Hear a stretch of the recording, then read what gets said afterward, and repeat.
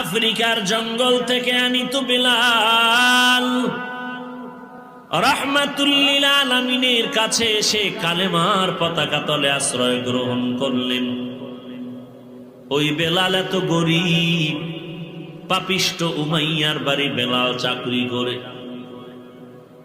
বেলালের দিকে একদিন উমাইয়া তাকায় দেখে বেলাল ঠোঁট নাড়ায় নাড়ায় বলতেছে আহাদ আহাদ আহাদ।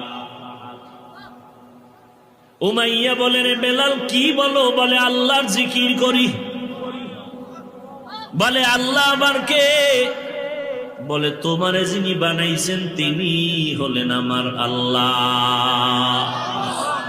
বলে বেলাল একবার বলছো, দ্বিতীয়বার এই কথা জানো আর না শুনি। বেলাল এতক্ষণ বলতো আস্তে, উমাইয়ার বাধার পরে এখন বেলালের আওয়াজ আরো বাড়তেছে আরো বাড়তেছে। কারণ ইমানদারের ইমানের উপরে বাধা দিলে ইমানদারের ইমানের স্পিরিট আরো বেড়ে যায়। বেলালের আওয়াজ বেড়ে গেল, উমাইয়ার মেজাজও গরম হয়ে গেল। বেলালের বাধা দেয়, বেলাল থামে না।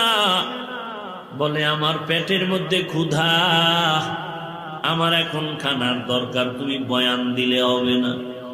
আমি রুটি খাইতে যেই মজা পাই, আমাকে তুমি অন্য খানা দিলেও কর্মা পোলাও দিলে এত মজা পাবো না। যেই বান্দা আমার আল্লাহর জিকিরে বড় মজা পায়, ওই বান্দারে বাধা দিলে মনে হয় যেন মরিয়া যাওয়া তার থেকে আরো ভালো।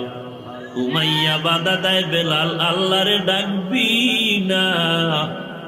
বেলাল কয় আল্লাহ উমাইয়ারে ফিরায় দেও যেন আমারে বাধা দেয় না। ওই বেঈমান উমাইয়া বেলালকে বারণ করে, বেলাল থামে না। এক পর্যায়ে বেলালের পায়ে হাতে রশি লাগাইয়া, রশির আর একটা মাথা ঘোড়ার পায়ে লাগাইয়া আরবের উত্তপ্ত গরম বালুর উপরে ঘোড়াকে দৌড়াচ্ছে। আর ওই ঘোড়ার রশির টানে টানে বেলালও হাসরাইতেছে। গরম বালুতে বেলালের চামড়া গুলো পড়ে যায়। বেলাল আল্লাহর দিকে তাকায় বলেন, ও মালিক, দুনিয়ার কষ্ট দেয় সহ্য করা সম্ভব, তুমি আমাকে ধৈর্য দাও, এরপরও আমি জাহান্নামের আযাব সহ্য করতে পারবো না রে আল্লাহ। রাস্তার কিনারা দিয়া হযরত আবু বকর সিদ্দিক হেঁটে যান।